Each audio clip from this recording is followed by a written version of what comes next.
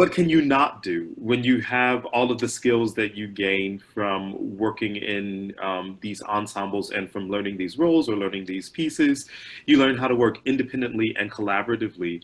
And so if you think of this from a surplus mindset instead of a deficit model, you're just gaining all of these skills and you can take them into whichever path, and some of those paths are short term and some of them are long term and some of them are lucrative and some of them are just fun to do, but it really unlocks everything.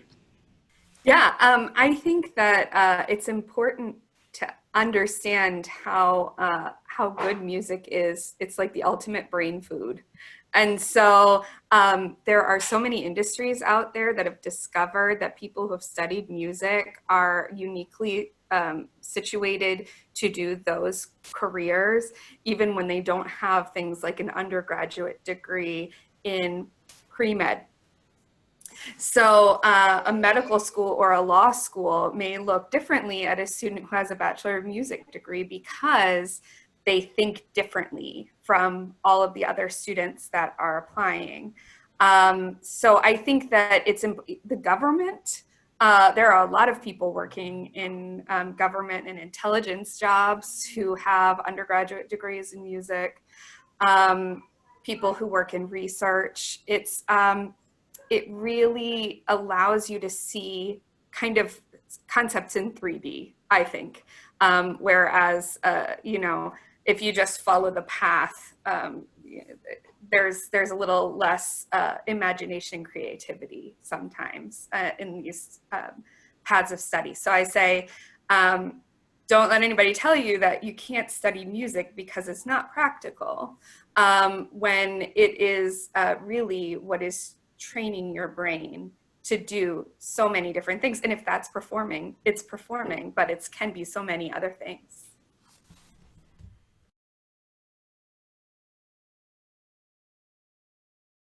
Yeah, my story goes all the way back to I'm born, raised, trained, and based now in Philadelphia. And I was about 2002. I was about 3-4 months away from finally getting my degree in criminal justice in the at the University of Delaware, with a minor in jazz. I was a jazz bassist, and but I had recently been kicked out of a band, and so I was like, all right, well, I'm going to start my own. I can sort of carry a tune. I don't really know how to. I sang backup harmonies in my old band, but so I was going to be the lead singer and the bassist in a funk band. We're going to play all this old school stuff from the 60s and 70s, a lot of all sorts of stuff. So, but I didn't know what I was doing, so I went to the local music store, and they had one of those old, cork boards with the advertisements on it. One of them was a voice teacher who had recently moved into town. So I took the number, gave him a call, had a voice lesson with him, and he's going over things like that, and he's like, well, we'll just do a couple of scales, blah, blah, blah, blah. And he starts in with his left hand. He keeps on kind of reaching to the left with his left hand and saying, hey, you're pretty low bass. We don't get a lot of you guys. And I was like, bass, what's that? He's like, I was a bassist. I knew what a bass guitar was. And all of a sudden the light bulb kind of went off because, I'd heard of tenors. I didn't know voices came in different ranges. I thought a tenor was a kind of like a job title, or like like Esquire is for lawyers. I thought tenor was for male classical singers. But I didn't know there were different ranges, because back in these bands when I was trying to sing like Sting, Robert Plant, all these guys that if they sang classical music, they'd be tenors. And I'm on the other end of the spectrum. I had no idea. Here I'm trying to, I'm busting veins and trying to sing stuff I had no business singing. So anyway, the light bulb goes off, like I said, and the guy, Phil, his name was like, have you ever considered singing classical music? It's like, no, I have no idea. So I went and got a bunch of different opinions. I kind of fell in love with the idea pretty quickly. Just kind of, it was kind of fit all the things that being in bands and that kind of thing didn't really fill. So I graduated. I still got my BA in criminal justice, but I spent the next couple of years just kind of getting second opinions, taking different lessons, and eventually started with Opera Delaware in the chorus, just to kind of, I kind of started from scratch, and I didn't have an undergrad in music, so I had to kind of piece together my own early education. And everywhere I went, people said the same thing. It's like, yeah, give this a shot. I think you have the tools for it. So I kind of put down the bass, and I just kind of dove into that full time. A lot of local productions around the Philadelphia area. Eventually sang with the chorus in Opera Philly. Taking 2 lessons a week with a local guy out of my own pocket. I was working construction to support myself.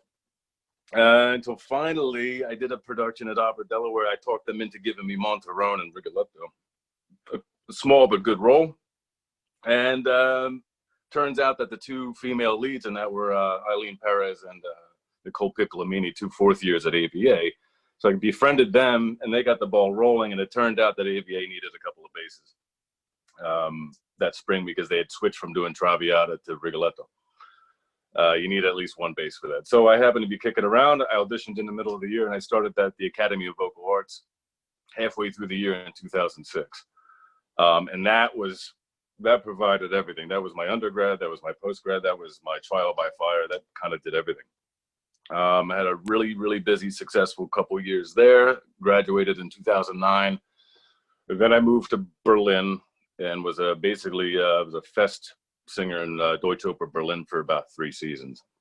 And I moved back here and kind of moved back there, moved back here, and I got away with kind of a soloist itinerary on both continents, which is pretty tricky to do. I was lucky. And that was a while, and now it's I'm still trying to keep busy like everything else, like everybody else.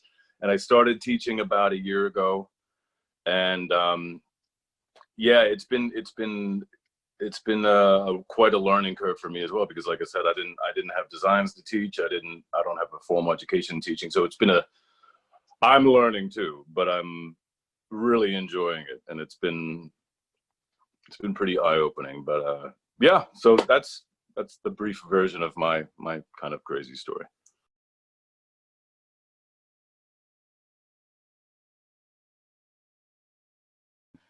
Yeah, when I lived in Cologne, there was a soap opera called Unter Uns that was casting, and I auditioned. I remember when I walked into the room, and they're like, "Oh," and but I went ahead, auditioned, I got the role, and it was tons of fun. They had to tell me like not to speak so loud, because on the soap operas, the boom mics are just like right above everybody's head. And I was like, "Hello," and that was very bad. So in between grad school and Peabody, I worked for a tour company in Baltimore that did cruises of the Inner Harbor. And they were 45-minute cruises, and I was the tour bartender. So I wore this awful Hawaiian shirt and Bermuda shorts, and hustled for every dollar that I made. But in a 45-minute tour, I would try and get everybody to buy 2 drinks. Yeah, I can build off of that one. Mine was a little similar. As an undergrad for a while, I took a job as a lounge pianist in the 13th floor lounge of the Belvedere Hotel, playing the happy hour shift, which was like 4 to 6 p.m., which is only the really dedicated drunks were in the bar at that time period. And I remember in particular, there was one old lady who would come during all of my shifts and put $20 in the tip jar for me to play Desperado by the Eagles, which I think may be the saddest story that I possibly have. But that was, and then after a few months, I got replaced by Mambo Combo. So I lost that job. But I had like a green, sparkly bow tie and cummerbund like tux, and it was just horrible. For many years, I also am very good in an office, and I was working for a lovely woman named Mesmera, belly dancer from San Diego, who lived in a beautiful home right up the street from me in Los Angeles. So I would go and basically handle her books and also all of my shipping stuff for shipping out her veils and finger cymbals and belly dance instructional DVDs was in the snake room where all the snakes lived. So while I didn't have to do any of the feeding, I did watch while some of the feeding happened, or sometimes, you know, the rabbits and mice were in there for a while before they were caught. And she continues to be a really wonderful mentor in my life. I'm totally snake phobic, so that one's not just weird, but completely like, ah! So if I'm making faces, that's why. Go ahead, Ben Wager. I don't know if I had anything too strange in terms of jobs, but I've had a lot of ones that varied a lot. Like I said, I worked in construction, and I was a land surveyor. I also did a lot of CAD work in the office. I delivered calzones in college. I painted houses. I still do that on the side. I do a lot of handyman stuff, framing and construction framing, stuff like that. And then one of my side jobs, I have an acoustic duo that I'm pretty active with now with my friend Jeff, and I have not quite like playing the happy hour and getting requests for Desperado. That's classic. It's not quite as bad, but it's almost as bad to be an acoustic duo at a sports bar when everybody's there and they just want to watch the Eagles or the Flyers, and they'd really rather you not be playing. But yeah, that's the one thing about classical music I really liked. It's like you're never relegated to being the background music, or at least you think you're not, that you were in the popular music realm. At least that was the impression I had for a while.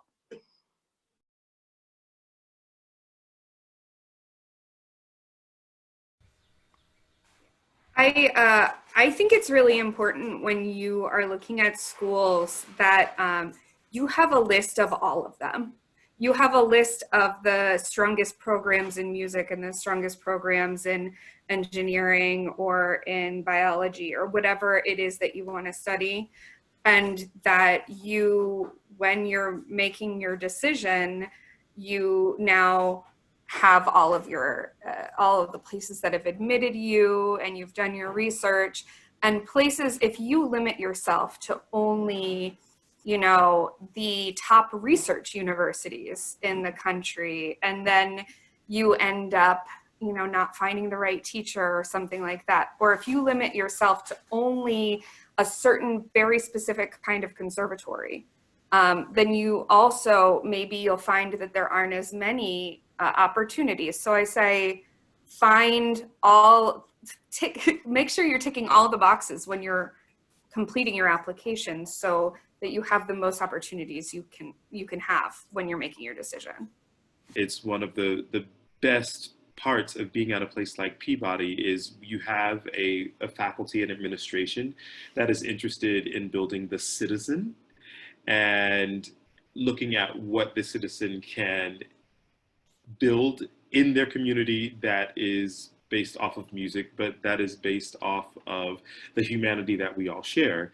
And of course, having the resources of an organization like Hopkins just really enables that to happen on a bigger scale and prepares musicians, citizens to enact their goal once they get out into the real world, instead of just being a pawn on the chessboard, which sometimes happens in larger and prestigious musical organizations.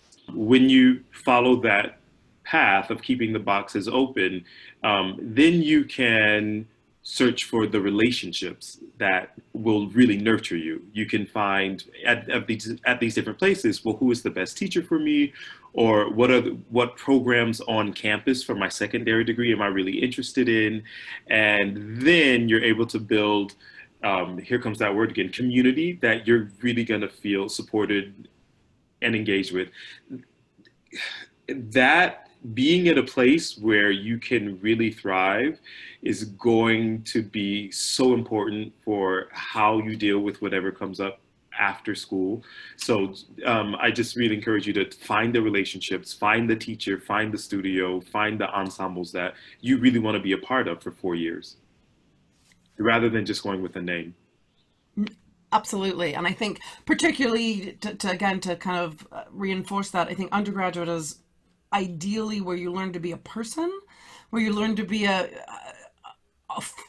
yeah, exactly. It's where you take all these, it's such a great time, whether you're at school or not at school. This is a time when you really learn who you are as your unique self rather than as a child. You suddenly learn how to be an adult, which sounds so trite and cliche and banal, but I think for all of us who have lived through that, that is kind of where it goes.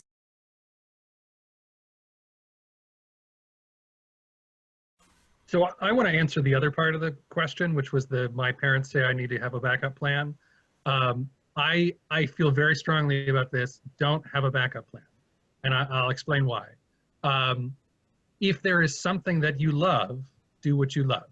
So, but music and actually being any kind of artist is incredibly hard and requires 100% of your commitment.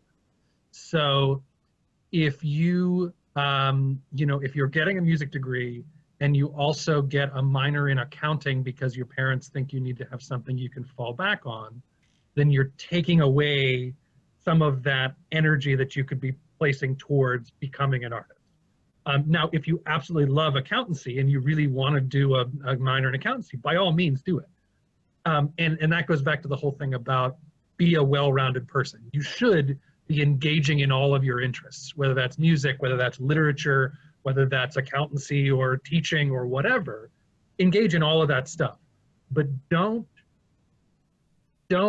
hamstring yourself from the beginning by believing you're going to fail, because that's basically what a backup plan is. You're going into it going, well, I'm going to give this a shot, but it's probably not going to work. So thank goodness I'm going to have this teaching degree or whatever. And, from my point of view, you heard my story. I threw myself at it. I had my issues and whatever, but I went back to law school at 29. Not having taken anything in undergrad or grad school that would prepare me for law school. But the skills that I had learned in being a musician totally fit. I am now a trial lawyer, and so getting up and standing in court is something that I can do because I'm used to getting up on a stage in front of 1,000 people and being ridiculous. So all of these skills that you're learning, can convey into whatever you ultimately do. So there is always a chance for a second act. If what you do first doesn't work out, there is always further opportunity. But what you don't have the opportunity to do again is to be 18 to 21. And so my very strong feeling is that throw yourself into it. If it's what you love, whatever it is, throw yourself into it, do it 100%. If it doesn't work, it doesn't work. You'll get another opportunity to do something else, but don't start with your backup. Well, and really everyone has said it, both points so beautifully. My violin teacher had also said, if you have a fallback plan, you will fall back on it. I think, as we all know, as you've already said, musicians, the kind of focus it takes to study a role, to study a piece in another language, to study whether it's an instrumental piece, orchestral excerpts, that kind of focus is not common. And to give that kind of focus, I think, will only give you benefits for the rest of your life. To add to that, there's, of course, a second act to our lives often, but also I have friends and colleagues who, after retirement, then start a whole new career. So we also have third and fourth acts, but I think keeping a focus during any day to what we're doing, and also to what Carl said about finding community, I think applying that to my life, when I got out of school and was starting different temp jobs, or I would find an office that I liked. I think those situations provide opportunities. Let's say, I did some bookkeeping. Let's say there's a little spark there. Wow, I really like this. Or you happen to be a bookkeeper, as I was, in a law office. And then that might be just the right situation where someone says, hey, you're well-spoken and you seem to have an aptitude for this. There are many different ways that you can find something that really sparks your interest that might take off in a different way. But I think just as everyone said, it's really important to keep the focus, and there will be opportunity to find other ways to make revenue, or even you might just go off into something entirely different after your degree. And an undergrad degree, as we see in other careers, often it's not until you really hone what it is you're working in and home into what you want to focus on, then you might go to an apprenticeship or grad school or whatever and focus on that thing. So.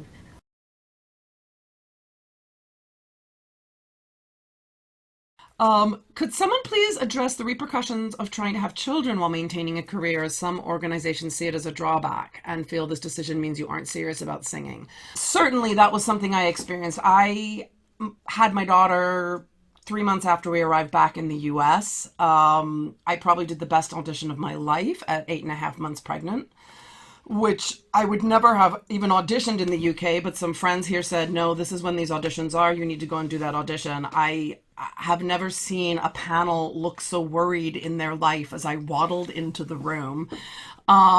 It was 5 days before my official due date. Thankfully, she was late. I still don't know how I sang it. It was absolute sink or swim. We had just moved here. We needed the money. I took the audition. Sometimes you do what you have to do. Very fortunately, I probably sang the best audition of my life. I still don't know how. Either that or they were so amazed I could sing at all that they thought, well, if she can sing like that at 8.5 months pregnant, maybe she'll be better when she isn't. And I got 4 really great contracts from Washington National Opera, which was great because I meant I hit the ground running here. That led to management, that led to other gigs. It's difficult. I personally felt at that time, I think it's easing a little bit now, but I felt at that time I had to keep my family life very separate. I did not bring my kid to rehearsal. I did not say I can't do that rehearsal because I don't have childcare. I didn't make special requests. Part of that was probably my own insecurity and not wanting to in any way ask for favors that could then make people perhaps not feel that I was a valued team player once I was in the room. When students have asked me this question, it's the same thing. You make it work. My husband and I team tagged. We were able to do that. One of the reasons we stayed in Baltimore is my family were living here at the time. So I did have family help, which is one of the things that absolutely made it possible. It's always easier for guys than it is for women. That's just the way it is. It's still perceived that way. That is breaking down slowly, but women still have a harder time when they say, no, I have to stay home for my kid or my kid's sick or whatever. You make it work. I absolutely do not regret either choice. It was really important for me to sing. It was really important for me to be available for my daughter. We made it work. I don't know how, but we did. Go ahead, jump in. Yeah, Madeleine, I think you hit on something really important earlier that I did not know when I started having kids, which is that there are really excellent regional musical communities out there. I had thought that the only way to become a performer was you move to New York, you do all the auditions, you tour the country, and that was the one path. I don't regret any of my choices, but if I had it to do over again, I probably would have stayed in Baltimore and built up a regional performing career. And you can do that in Chicago, you can do that in Des Moines, Iowa, you can do it in Kansas City. There are pockets of arts communities all around the country where you're not living out of a suitcase. And I expect that in those communities, performing with and raising a family is a little easier. I think it's not ideal for anyone, no matter what the industry is, because it's hard. It's a hard economy and environment for parents. But the more people do it, the better it will be. And the more people who are vocal about talking about what they need, the better it will get over time, I think. So I think that's true. And I've been seeing that in productions I've done where young mothers are being given a lot more support than they were 20 years ago, for sure. So I think that's great.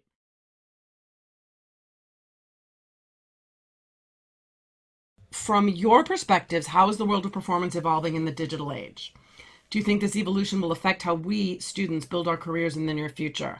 I'm going to let my colleagues jump on that, but I'm just going to nod. We're all just going to nod furiously, particularly after seeing what has shaken down in the last 2 weeks.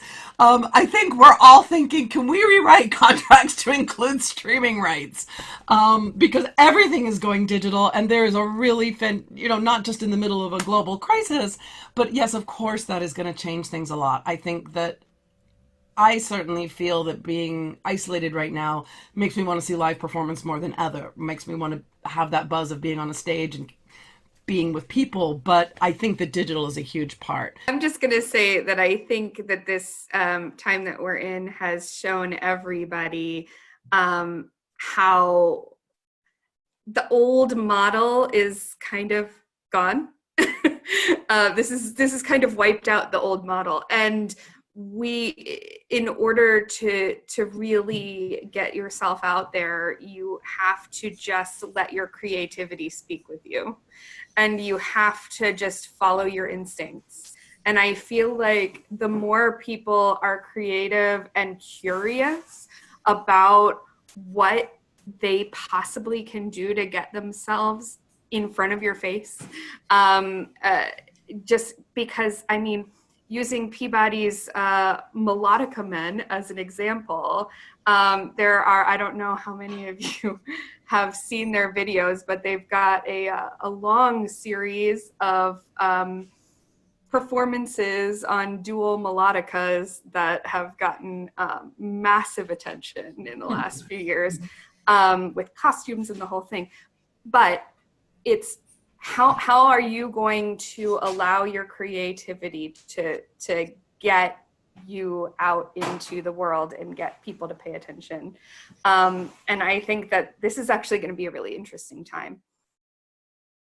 Absolutely. And I think it's fair to say that the arts model has been in transition for 10 years. There's no question that 2009 was shockwaves. And I think for all of us who have been out there performing in this last 10 years, and seeing how things have the professional performance landscape has changed.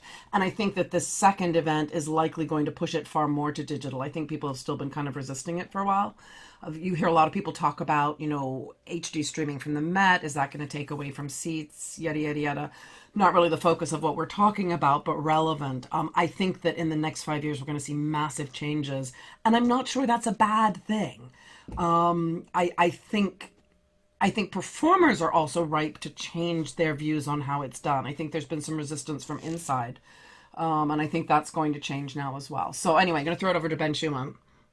Yeah, so I totally agree with what everybody is saying. And from my perspective, having most recently been on the board of an opera company, all of the old school musical organizations are trying to figure out how to appeal to younger people, how to not be stodgy. I mean, it's a 400-year-old art form. And everybody is looking for what the next thing is. And so being a performer has always been about the gig economy. And I think in the last few years, the hustle has really gone digital. And, we all see amazing things that performers are doing online just on their own, all through the arts. My son is a dancer, and he's a junior in high school. And so we're doing the whole college thing, and have been looking into how the dance world has really changed in the same way in the last few years. And you see these people who are, ballet soloists at big companies who will also put out like a very slickly produced video of them doing a dance to like a Lizzo song or something that you wouldn't expect. And, I think people are just being so creative. And if you're not looking for every opportunity that you can to show your creativity, you'll end up behind. So I think it is vitally important. Yeah. Yeah, I think Ben really said it well there. And I think it's not a new thing. I think if, certainly if institutions are feeling like it's a new thing, how are we going to change for the digital world? How are we going to appeal to young audiences? Then they're already way behind. We have, and while I was at Peabody, I did my master's there, finishing in 2000. and it was then called the Office of Career Development, was already really helpful in terms of, I wanted to be giving recitals, so I went to Enoch Pratt and gave a recital in their auditorium. Who knew they had an auditorium? That is so old now. You know, there's a great organization in Baltimore. I'm a big fan of Mind on Fire. It's a collective of musicians, classically trained musicians. They're always doing new work by living composers. They also commission new work. It's instrumentalists, singers, and they do it in various venues, rock venues, old dilapidated churches. It's interesting, it's very immersive, and it's very alive.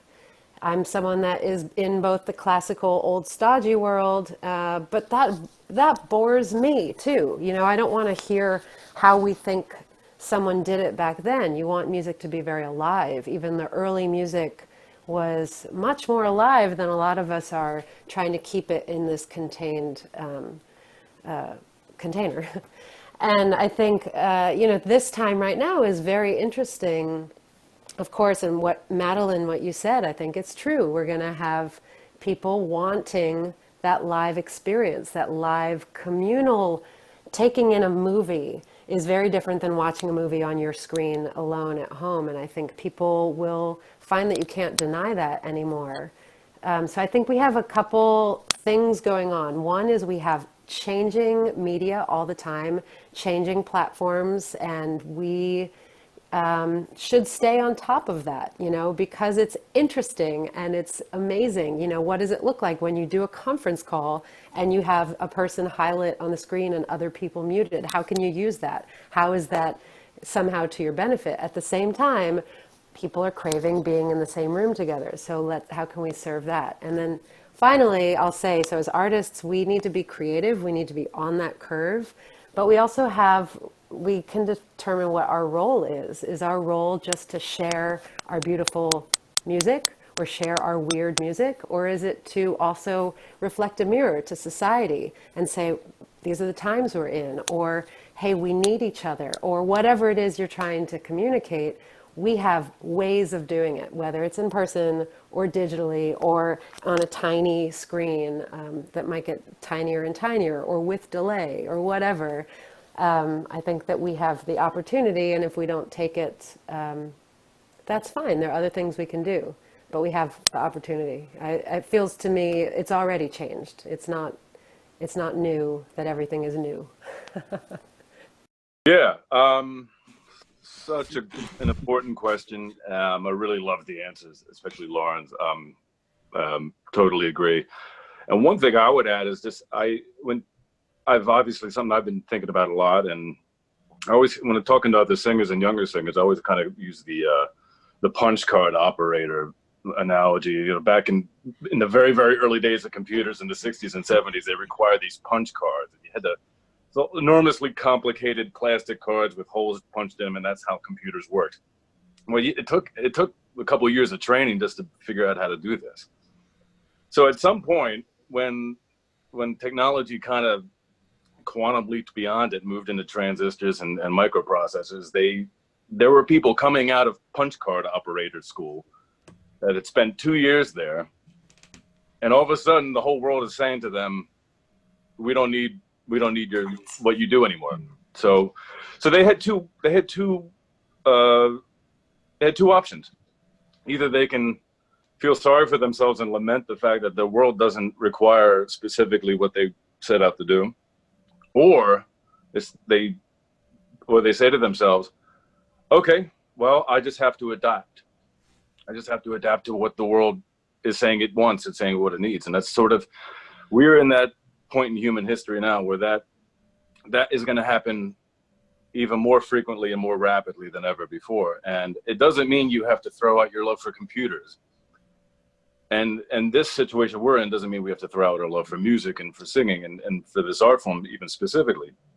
But it, just like my other colleague said, it does mean that we're going to have to kind of come up with a mixture of ruthless practicality and creativity in order to figure out how this thing's working, because nobody knows really how this is going to turn out. Everything has changed so rapidly. The administrators don't know where it's going. People who run the companies don't know where it's going. The singers don't really know.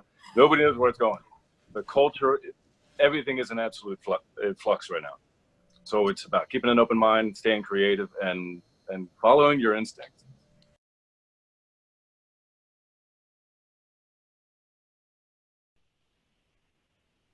What advice would you give a junior or senior in high school who's kind of heading into this and trying to make decisions versus what was the best piece of advice you were given?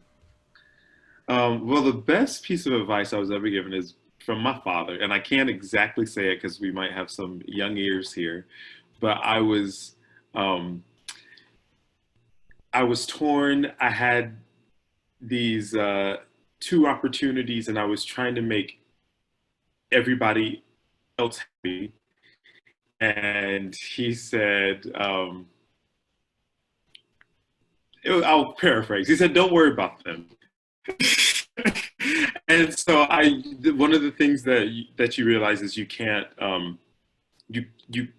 give everybody everything, and you are a finite resource.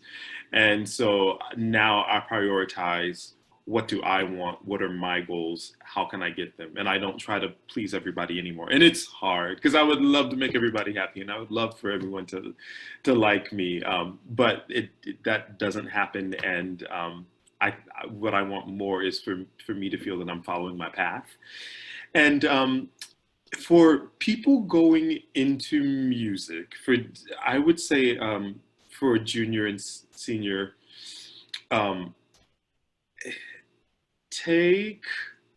if you have the opportunity to take piano lessons, do it. Because one of the things that really, really gets in a lot of the way when people are studying music are piano skills and theory. And all theory seems to be written by pianists, so it really kind of just goes to that area. And I've seen so many talented musicians lose their passion for singing or get frustrated with school because of the theory aspect or the keyboard aspect. So if you have the chance to lay a foundation or improve your foundation in that, it will have lots of dividends.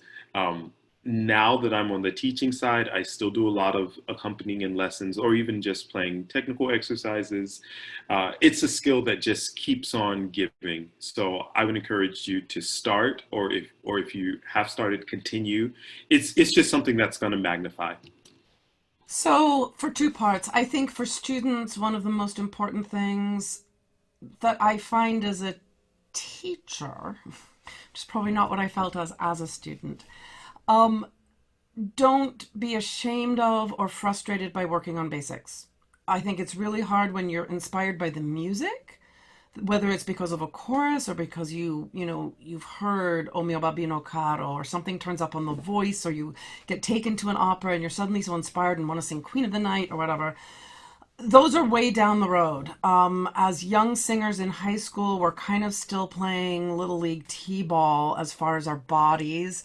And pazienza, you have to wait for it. That doesn't mean it has to be boring.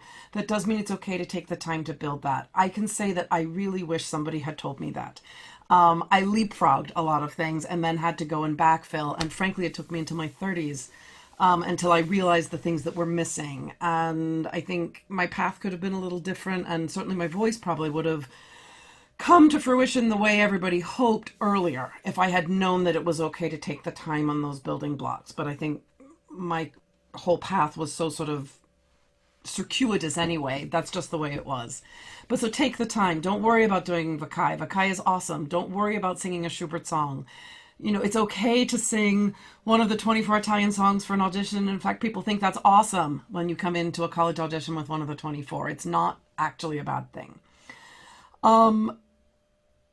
Pieces of advice I've been given. I'm actually going to pass on two. I think one is one that I gave myself when I was trying to make this transition between, am I going to be an arts administrator? Am I going to go back into doing choral stuff? Why do people keep telling me I should be a singer? I don't know what to do.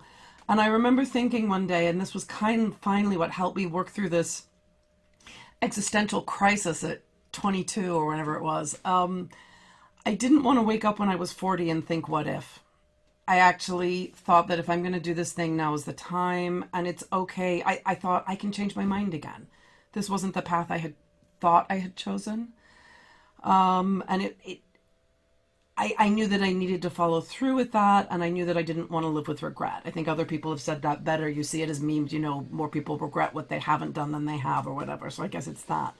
And the last piece of very practical advice, and I'd say social media is now included in this.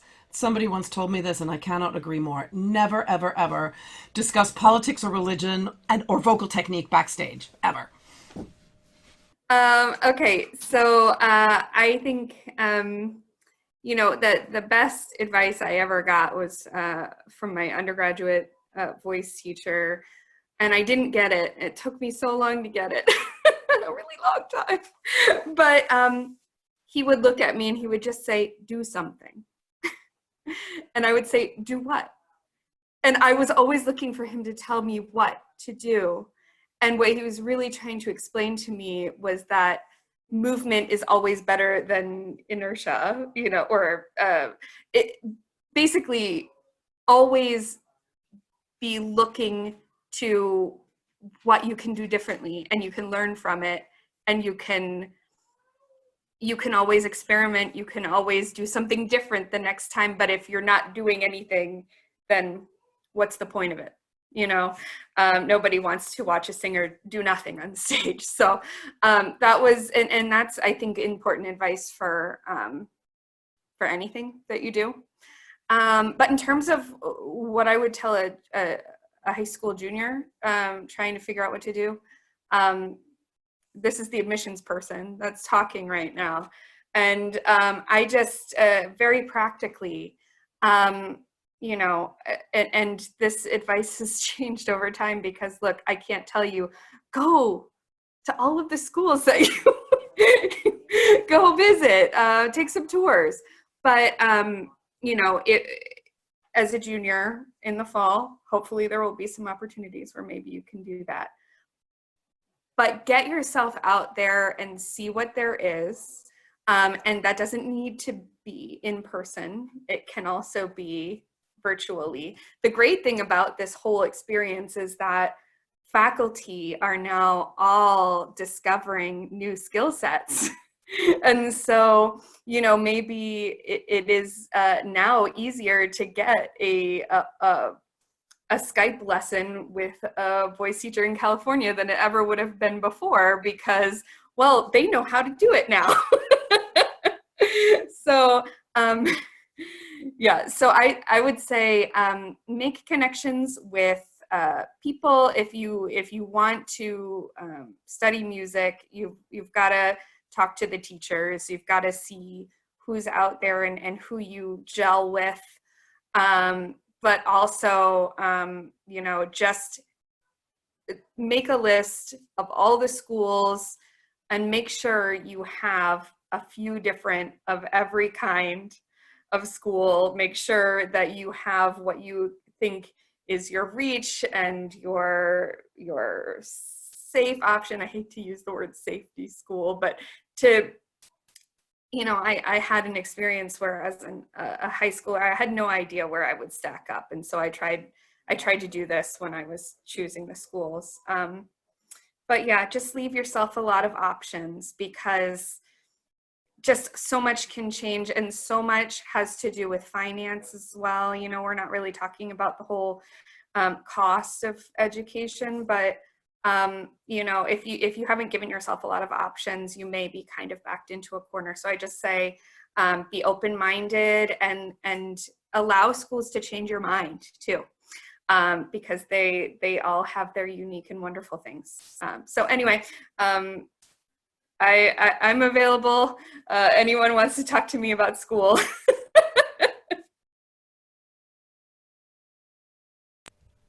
My turn?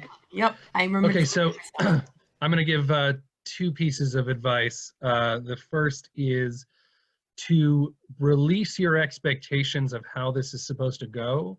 I think you have seen from all of the wonderful artists on this panel that there are a million different ways to be an artist and a million different paths to get there. So don't lock yourself into thinking, well, I need to do X, Y, and Z. I mean, you heard that's sort of the way I started. And you may discover that you love early music, or that you love composing, or that you love ear training, or, you know, that there might be some other path for you. So don't ever lock yourself into thinking that there's only one way to do this. The other piece of advice I want to give, particularly if you're going to be a performer, is there is never a reason to be a jerk. People get jobs because they are likable colleagues who are easy to work with. When I was running auditions, we had a plant in the lobby who would watch people, you know, who would like sign people in, but then would report to us afterwards about who were jerks about it and who were nice and whatever. And that went into our decision making, because it is a people career, and there is never any reason not to be nice and friendly and collegial. So, you know, that, keep that one in your brain for later. The best advice that I ever got, which sort of builds into what I was saying, was always question everything.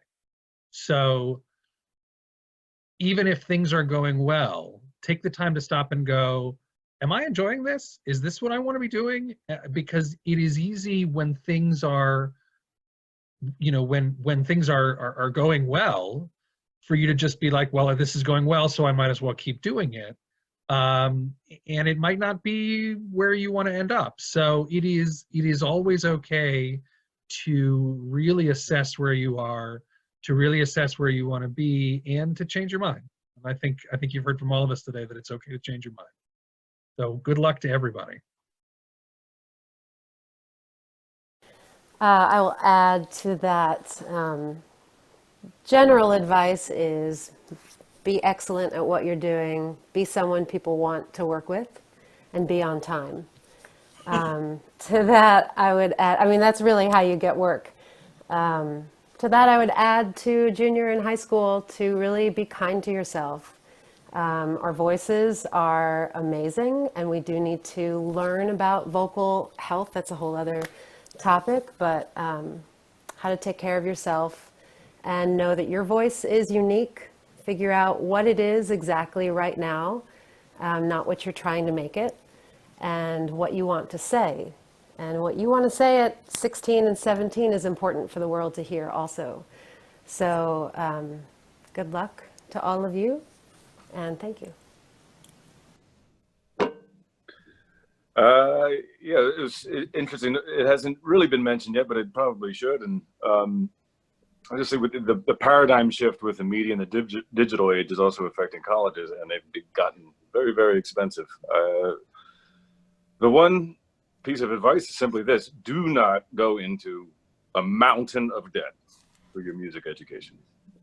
Whatever that entails, everything that means, everything that goes along with that. Do not get into a ton of debt as a result.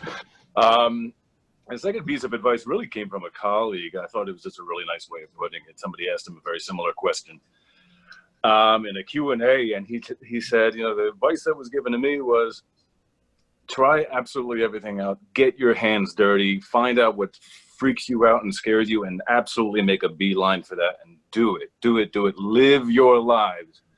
And when a door opens up, go through it. Yeah. That's it.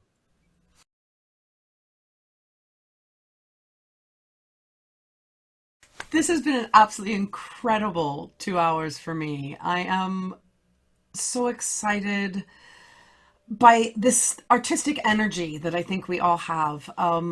This is what makes being in the arts so amazing. It keeps coming back to this point about humanity, which I know I keep referring to. But, you know, I think I've done some pretty inhuman gigs, gigs where it wasn't about that. It was about other things. It was, you know, turn up, do your bit, yeah, whatever, here's your check.